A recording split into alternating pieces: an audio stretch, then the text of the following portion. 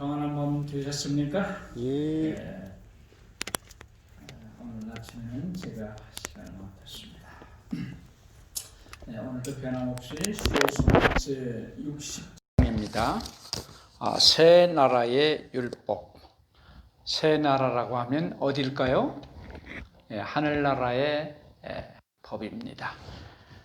그래서 한마디로 말하면 섬김의 법이라고 하는 것입니다. 마가복음 10장 43절부터 44절을 읽겠습니다.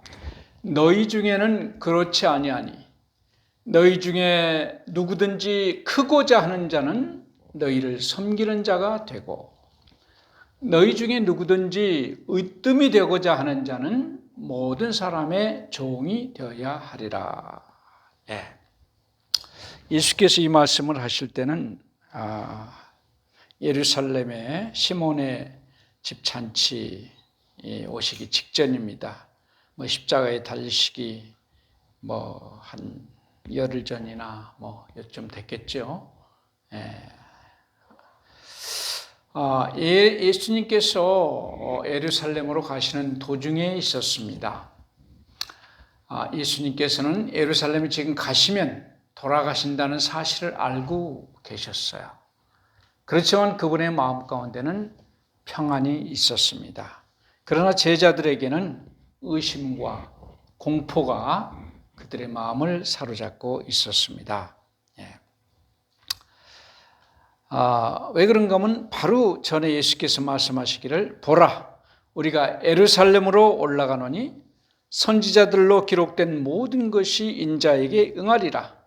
인자가 이방인들에게 넘기워 희롱을 받고 능욕을 받고 침뱉음을 받겠으며 저희는 채찍질하고 죽일 것이니 저는 3일 만에 살아나리라고 말씀을 하신 바가 있기 때문에 제자들은 공포가 엄습을 했습니다. 그런데 제자들은 무엇을 생각했는가 하면 자기들까지도 방금 전까지도 천국이 가까웠다고 지금 설교를 했지 않습니까? 그리고 예수님께서도 하나님의 나라에서 우리가 아브라함과 이삭과 야곱과 같이 앉으리라고 하신 그런 말씀도 하셨고요. 그 다음에 이 땅에서 너희가 나를 위해서 모든 것을 버리면 100배나 받고 그 나라를 얻지 못할 자가 없다고 하셨습니다.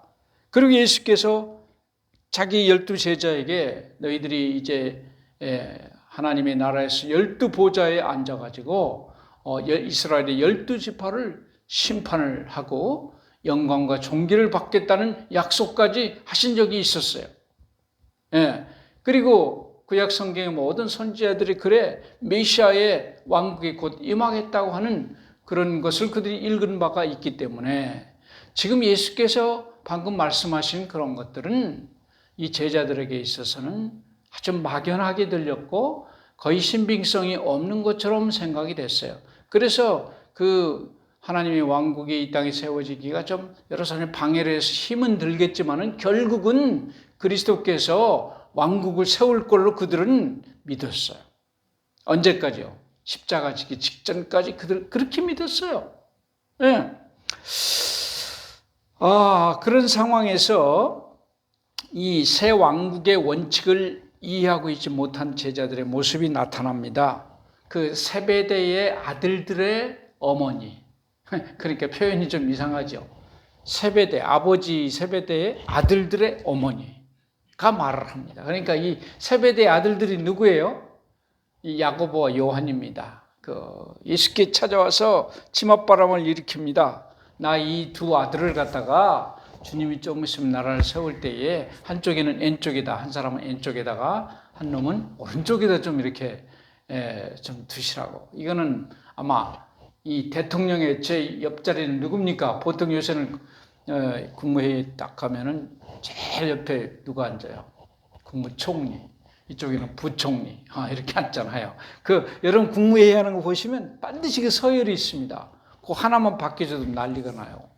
우리 목사님이 한번 군에서 무슨 체육대회를 하는데 그 경찰서장, 군수 다 초청해서 앉았는데 이 경찰서장 자리를 세 번째인가 네 번째에다 놨대요. 근데 경찰서장 오더니 가버리더래. 자기는 바로 군수 옆에 앉아야지 왜 자기가 셋째냐고. 세상 사람들은요, 그 레벨이 보통이 아닙니다. 생각하는 게. 그래서 이제 이 예수님의 좌우편에다가 자기 아들들을 놔달라 이렇게 했어요. 그때 예수께서 뭐라고 말씀하셨어요? 너희가 나의 마시는 잔을 마시며 나의 받을 침례를 받을 수 있겠느냐? 이렇게 이 두 사람에게 물었을 때 그들은 그냥 쉽게 대답이 나옵니다. 할 수 있습니다.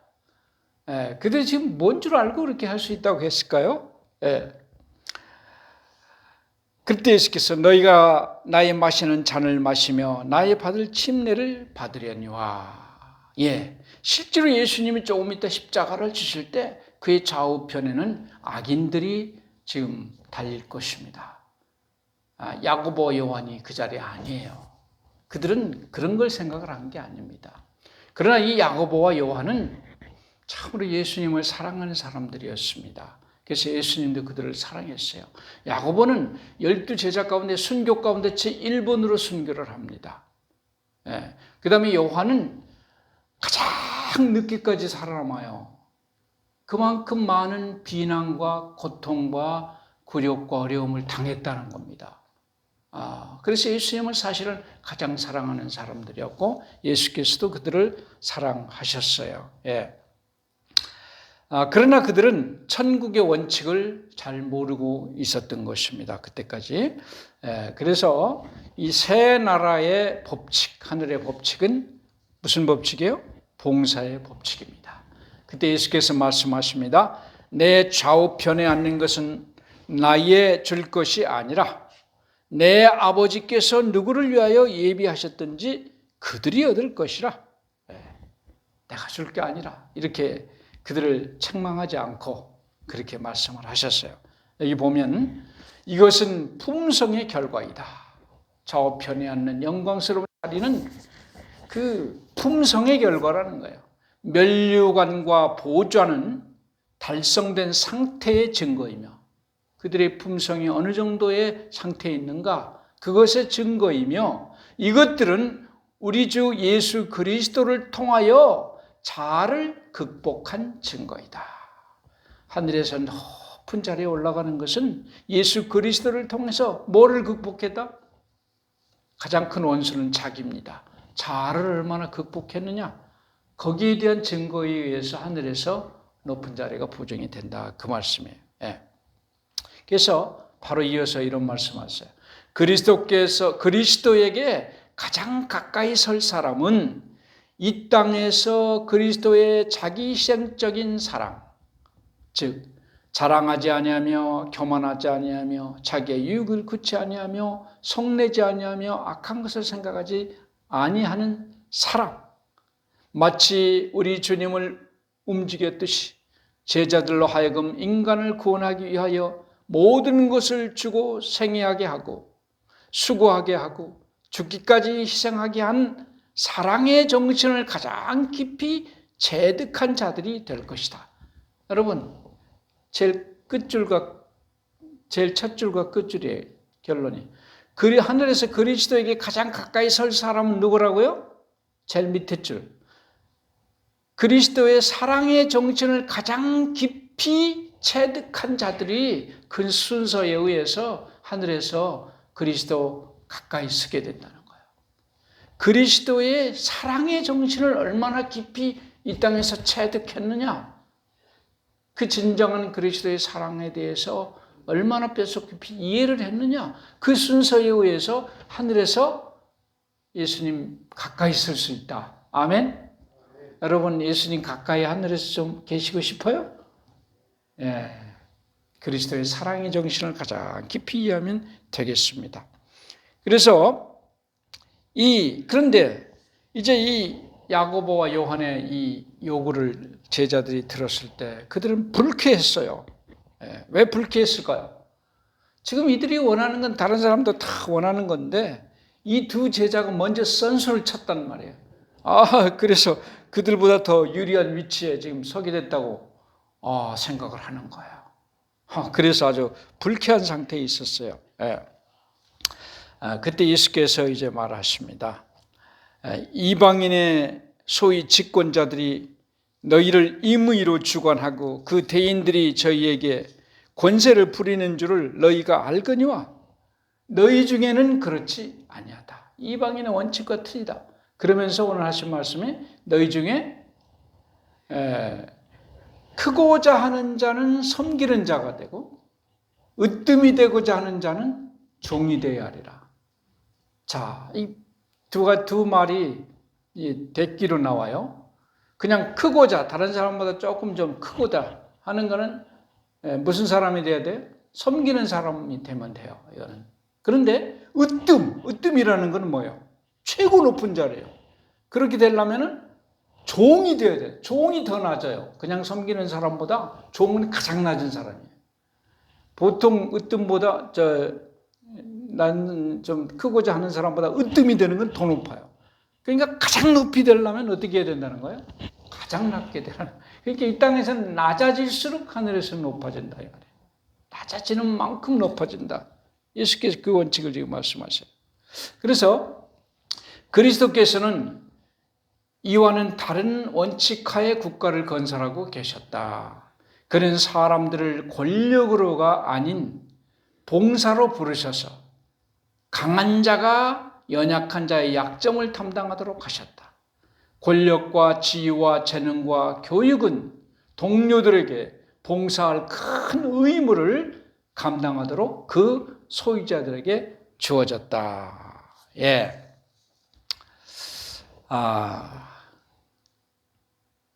그것이 바로 하늘의 원칙이 그거예요. 여러분 성경을 보면 주로 이 땅에 이렇게 하늘에서 왔다 갔다 하면서 심부름을 가장 많이 하는 사람이 누구예요? 가브리엘 천사가 가장 많이. 그 천사장이 제일 높아요. 사단이 타락하고 난 그 자리. 제일 심부름 제일 많이 하는 게 가브리엘이에요. 군대 가면요. 누가 제일 고로워요? 제일 쫄자는 그냥 막말로 오줌 누고 볼 시간도 없다고 그만큼 바빠요. 쫄병들은 걔들이 모든 일을 다 하니까 고참들은 빼치가 옆에서 뒹굴뒹굴하고 입으로만 뭐야 그렇게 이게 군대 법칙인데 하늘의 법칙은 정반대요. 정반대. 제일 높은 사람이 제일 많이 움직여요. 맞습니까? 예. 그러면서 예수께서 인자가 온 것은 섬김을 받으려 함이 아니라 도리어 섬기려 하고 자기 목숨을 많은 사람의 대속물로 주려 함이라 이렇게 말씀을 하셨어요. 그리고 실제로 예수님의 생애가 그랬습니까? 예수님은 모든 면에서 제자들을 돌보는 사람, 다른 사람을 봉사하는 사람, 고통의 짐을 지는 사람, 제자들과 빈곤을 나누셨고 극기하셨고 더욱 어려운 것을 평탄하기 위하여 저들보다 앞서가셨고 미국에 당신의 생명을 버림으로 지상에서 그의 사업을 마치셨어요. 여러분, 어린아이가 어른을 섬깁니까? 어른이 어린아이를 섬깁니까? 네? 어른이 섬겨요. 어른이. 죽은 자가 산 자를 섬깁니까? 산 자가 죽은 자를 섬깁니까? 네? 산 자가 죽은 자를 섬겨요. 그게 섬김의 원칙이에요. 이 땅에서 유일한 산자는 예수님 당신에 예수님밖에 없었어요. 다 죽어있는 사람. 그러니까 누가 섬겨야 돼요? 예수님이 섬기는 겁니다. 산자가 섬기는 거예요. 오늘날도 이 병원에서도 섬기는 사람만 산자예요. 여러분, 산자가 되고 싶어요? 죽은 자가 되고 싶어요? 이게 바로 영원한 하늘의 법칙입니다. 그래서 예수께서는 그 천국의 법칙을 이 땅에서 보여주신 거예요. 예수께서 행하신 원칙은 그의 몸된 교회의 교인들이 행하여야 할 원칙이다. 아멘. 구원의 계획과 기초는 사랑이다. 그리스도의 나라에서 가장 큰 사랑은 예수께서 끼치신 모본을 따르고 그의 양무리의 목자로 일하는 사람이다. 예수님께서 끼쳐주신 모본을 따르는 사람이 가장 위대한 사람이다.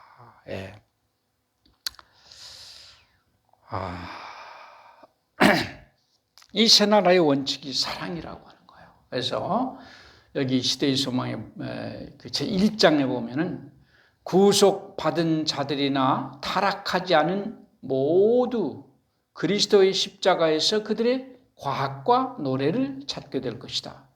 예수 그리스도의 얼굴에서 비치는 영광은 자아희생적 사랑의 영광임이 드러날 것이다. 갈바리에서 비쳐나오는 빛으로 볼 때 자아를 부정하는 사랑의 법칙이 이 세상과 하늘의 생명의 법칙임이 드러날 것이다.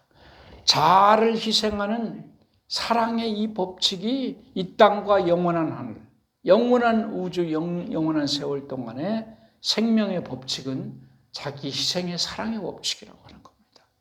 이게 바로 하늘의 법의 법칙이 그거예요. 시대의 소망 19, 20페이지에 나와 있어요.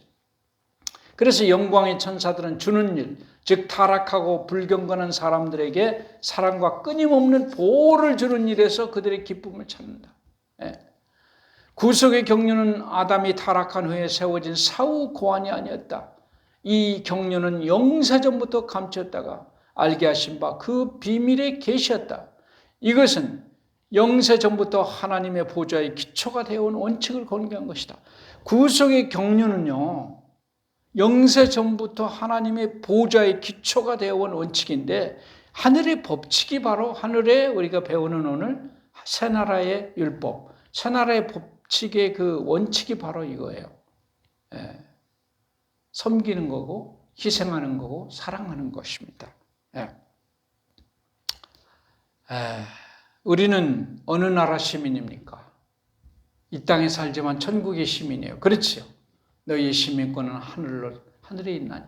그럼 우리는 어느 법칙으로 살아야 돼요? 새나라의 법칙으로 이 땅에서 살아야 돼요. 맞습니까? 아이고, 난 대한민국 법칙으로 산다고. 그게 아니고 우리는 천국의 법칙으로 살아야 돼요. 우리는 어디 시민이니까? 천국 시민이니까. 링컨 대통령이 하루는 백악관에서 구두를 닦고 있었어요. 그러자 보좌관이 깜짝 놀라가지고 물었습니다. 대통령께서도 구두를 직접 닦습니까? 그러니까 대통령이 말했어요. 그러면 대통령이 돼가지고도 남의 구두를 닦아줘야 됩니까? 이렇게 얘기했어요. 지금 삔또가 좀 틀리죠? 대통령이 대통령 구두를 닦습니까? 그러니까 그럼 대통령이 됐는데 그럼 제가 그럼 나무 구두 닦아줘야 되겠습니까? 그 당연하다 이 말이에요. 당연하다. 여기 이 겸손한 위인들이 참 많아요. 이 만유인력의 창시자 아이작 뉴턴, 당시 세계 최고의 과학자입니다. 그를 당할 사람, 지금까지도 그 법칙은 계속 유효하죠. 그래서 자기 자신이 이 우주에 대해서 얼마나 알고 있는가에 대해 이렇게 말했어요. 내가 우주에 관해 아는 지식은 바다에서 노는 아이들이 바다의 신비에 대해 아는 지식보다 적거나 아니면 그와 비슷할 것입니다. 바다에 옆에서 노는 장난하는 아이들이 바다를 뭘 알겠어요? 근데 내가 우주에 대해서 아는 거는 그보다 적을 줄 모르겠다. 그만큼 알수록 더 어떻게 돼요? 겸손해져. 이 슈바이처 박사도 정말 그는 신학자며 음악가며 의사며 당대 최고의 지성이었죠. 그가 아프리카에 가서 병원을 건축하다가 일손이 부족하니까 자기가 그 직접 망치를 들고 톱을 들고 막 일을 해요.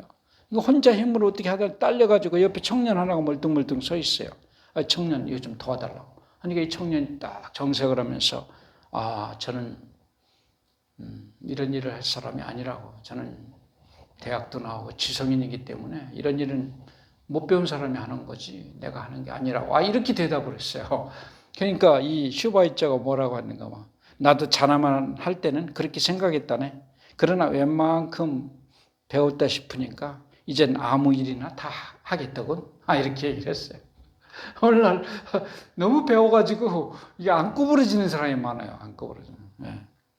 그래서 이 슈바이처가 람바난의 이 병원의 중축을 위해서 모금하기 위해서 자기 고향에 가게 됐습니다.